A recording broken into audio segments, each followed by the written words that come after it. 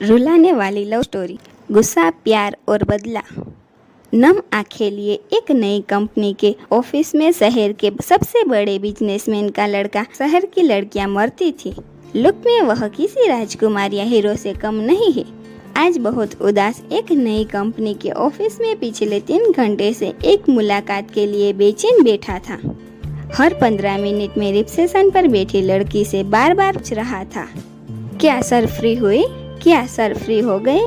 जिसकी तनख्वाह उसके ड्राइवर से भी कम थी, आज वह रिसेप्शन सीट उस लड़के पर चिल्लाकर बोली, आप अपनी जगह पर शांत बैठे, जब वक्त आएगा मैं आपको बता दूंगी। ऐसा पहली बार हुआ है कि रोहित राय इतना बड़ा आदमी नौकरों की बात सुन रहा था। बात कुछ ऐसी थी कि रोहित राय की कंपनी आज दिवालिया होने वाली थी और उसको सारी उम्मीद इस नई कंपनी के मालिक से थी। शायद यह कंपनी का मालिक उसको दिलवाया होने से बचा ले। 3-4 घंटे इंतजार के बाद रिसेप्शन सीट उससे बोलती है, अब आप मैडम के केबिन में जा सकते हो। बॉस के तक जाने से पहले रोहित को यह तो पता चल गया कि इस कंपनी का बॉस कोई लड़का नहीं बल्कि एक लड़की है। केबिन में पहुंचकर रोहित जब बॉस को देखता है तो दंग रह जाता है और कहता है, तुम और इस कंपनी की बॉस हो, यह हो ही नहीं सकता। जाओ, जाकर बॉस को बुलाओ। क्यों, मैं तुमको बॉस नहीं लगती? और अगर ऐसा है तो तुम जा सकते हो। नहीं नहीं, मैं तो बस पूछ रहा था। ऋतु, तुमको मेरी हालत का अंदाजा नहीं है कि मैं किस हाल में हूँ। तुम अपनी जबान से मेरा नाम मत लो, मैडम कहो मुझे, नहीं तो धक्के मारकर ऑफिस से निकलवा दूंगी। सॉरी मैम, अब ऐसी गलती नहीं होगी, रोहित ने जिल्लत भरी आवाज में बोला। ऋतु, मुझे तुम्हारी और तुम्हारी कंपनी की सारी जानकारी है। जाओ अपने बाप से कह दो, तुमको बर्बाद होने से कोई नहीं रोक सकता। जो सब हुआ है मैंने ही किया है, यह बदला है मुझे धोखा देने का। कैसा धोखा? रोहित ने नम आंखों से कहा। भूल गई तुम? और तुम्हारे बाप ने मुझे कैसे ठोकर मारकर भगाया था? तुम्हारे बाप ने तो मुझे गंदा खून तक कहा था। मेरे पूरे परिवार को आधी रात में घर छोड़कर जाना पड़ा। इतना सब करके तुम भूल गए सब? यह तुम क्या कह रही हो ऋतु? मैंने तो ऐसा कुछ भी नहीं किया। मैं तो चाहकर भी उस दिन अपना वादा पूरा नहीं कर पाया। बस इतनी सी बात। क्या तुमको नहीं पता क्या हुआ था? उस दिन मैं अपना सारा घर बार छोड़कर अपनी जिंदगी को दांव पर लगाकर तुम्हारे साथ अपनी जिंदगी बसाने आती थी। मैंने 4 घंटे इंतजार किया। उस रात को आधी तूफान भी मुझे तुम्हारे पास आने से नहीं रोक सका। उस तेज बारिश में 4 घंटे खड़े खड़े मैंने अपने अरमानों को जलते देखा। तुम्हारे बाप ने धमकी दी, अगर मैं यह शहर छोड़कर नहीं गई तो मेरी छोटी बहन कहीं मुंह दिखाने के काबिल नहीं रहेगी। तुम्हारा बाप 20 लोगों के साथ मेरे घर पर आया और मेरा घर जला कर गया और तुमको कुछ भी नहीं पता। कैसे मैं आधी रात को अपने परिवार के साथ शहर छोड़कर भागी।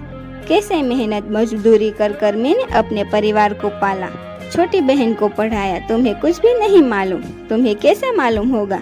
तुम तो अपने महल में आराम से सो रहे होगे।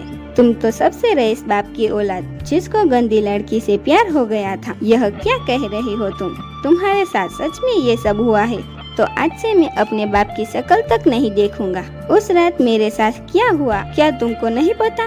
जब मैं तुमसे मिलने आ रहा था तब मेरे पिता ने मुझे मरी हुई माँ की कसम देकर रोक दिया। मैं चाहकर भी उस दिन तुमसे मिलने नहीं आ पाया। तुमको पता है, आज तक मैंने अपने पिता से बात नहीं की। तुमको मालूम नहीं मैंने कितनी कोशिश की तुमको ढूंढने की, कितनी बार मैंने अखबारों में छपवाए, तुमने तो पढ़ा होगा।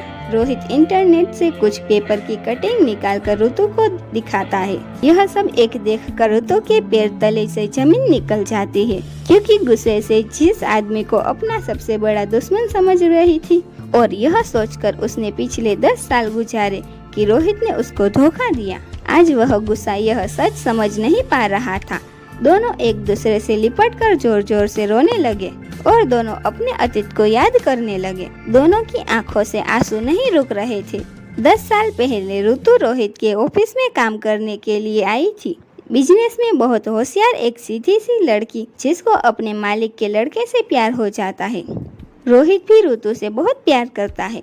दोनों एक दूसरे से शादी करने के लिए राजी हो जाते, पर यह बात रोहित के पिता को पता चल जाती है। रोहित और ऋतु दोनों भागकर शादी करने की तैयारी कर लेते। उस रात रोहित के पिता को उसके घर पर रोक लेते हैं। ऋतु के घर में आग लगाकर उसको शहर छोड़ने पर मजबूर कर देते हैं। दूसरे शहर में दर दर की ठोकर खाकर बड़ी हुई ऋतु आज एक बड़ी कंपनी की मालिक बन जाती है। वह रोहित की कंपनी को जब चाहे तब मसल कर रख सकती है। इसी बात का बदला लेने के लिए ऋतु वापस उस शहर में आई थी, पर जब उसको रोहित के प्यार और सच्चाई का पता चला तो वह उससे गले लगकर रोने लगी। रोहित ऋतु को लेकर गुस्से में अपने घर जाता है और चिल्लाकर अपने पिता को बुलाता है और कहता है, देखो तुमने क्या किया। रोहित के पिता की आंखों में भी आंसू आ जाते हैं। इतने दिन बाद रोहित ने उससे बात की, गुस्से में ही की। रोहित के पिता हाथ जोड़कर रोहित से माफी मांगे और कहा, मुझे तो पता था यह एक न एक दिन जरूर होगा। मैंने बहुत बड़ी गलती की है। हो सके तो मुझे माफ कर देना बेटा, पर एक बार यह जरूर जान लो मैंने ऐसा क्यों किया। मुझे नहीं सुनना, आपने मेरी जिंदगी बर्बाद कर दी, रोहित ने बोला। ऋतु कहती है, मैं एक बार जरूर सुनूंगी, आखिर मेरे घर जलाने की क्या वजह है।